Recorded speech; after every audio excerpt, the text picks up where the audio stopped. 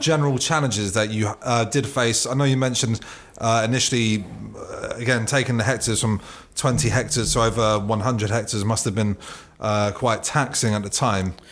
It's something, because it happened organically, it wasn't sort of forced. We weren't going out and planting. We've never had an issue with oversupply on our vineyard. People talk about oversupply in the industry in the 2000s.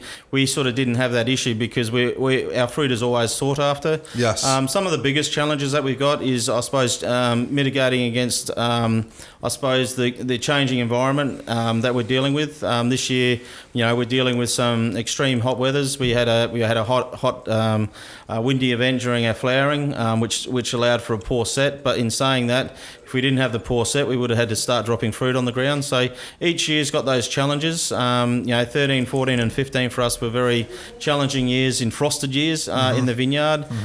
We've spent a lot of money on our frost mitigation, but for us it's all about trying to I suppose for us, it's trying to mitigate against those risks. Getting extra water so you can actually supplement water the vines to make sure that they're healthy and green enough for frost to protect your vines during spring. So for me, it's the challenges of how do we now that one hot day has sort of really put a bit of a dampener on this vintage from a grape growing point of view. Yes. But from a winemaking point of view, the winemakers are rubbing their hands together because they're going to be looking at lower yielding crops. They'll look at more concentrated fruits, smaller berries.